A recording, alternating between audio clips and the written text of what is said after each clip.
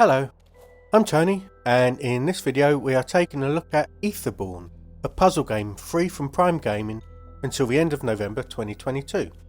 The game looks really good, with an ethereal character model running around quite a stark looking geometric world.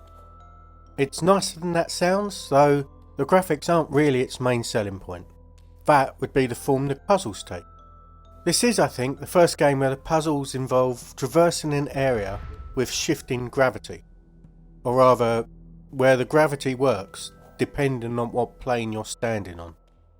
Curved areas allow transition between different planes, so you can run into a pillar with a curved base, and then run up it MC Escher style.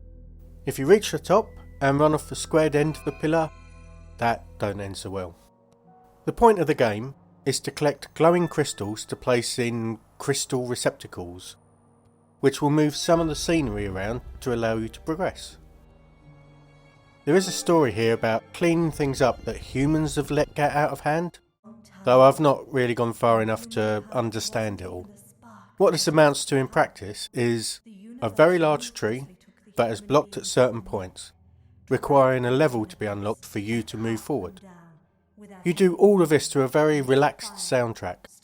It's sometimes ethereal, sometimes has a sort of inquisitive feeling. Just what you want in a puzzle game.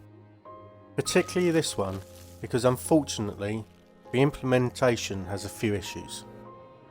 First off are the controls. They can be a bit frustrating at times. Sometimes the run button takes a while to register or doesn't register at all, and at others, a tiny change in your direction on the stick veers your character off a ledge. Now, while this can be annoying, the checkpoint system is generous enough that it rarely loses you too much time, and the restart is instant, so it's not that big of a deal. Basically, if you're near an edge, don't run and be careful, just like your parents told you. What is more of a problem though is the camera. You have a fixed view, with the right stick allowing you to move the camera around, but not around where your character is, around an arbitrary spot on the screen. This means you can rarely look over an edge or look in front of you, which is kind of the main reason you'd want to move the camera. Worse than that, it's really hard to predict when the camera view will or won't reposition itself to the new plane you're walking on.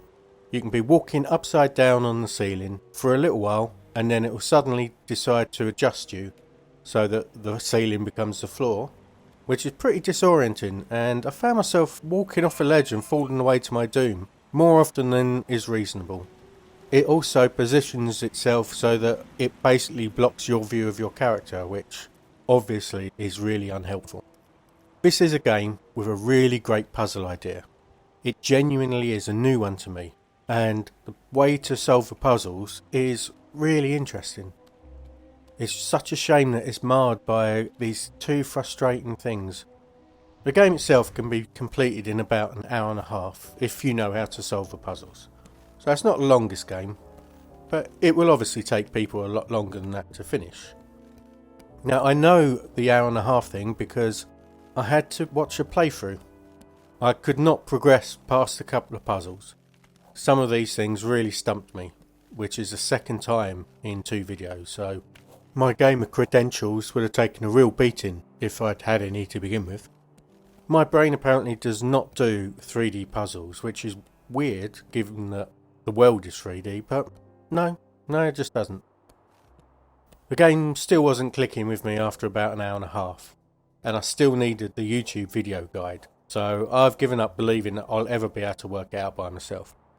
This obviously won't be everyone's experience, and if it weren't for the camera and control issues, I'd be telling people to try this imaginative and innovative puzzle game out, even though it wasn't for me. With those problems though, it's really hard to recommend this as a game you must get. As with all these Prime games, they're free. So if you're on the Prime Gaming page, collect this one and give it maybe half an hour. I suspect if it hasn't clicked by then, it isn't going to, but you've only lost half an hour. There isn't a whole lot more to say about the game. So, that's me, I think. I'm done. Thanks for watching, and I'll talk to you soon. Goodbye.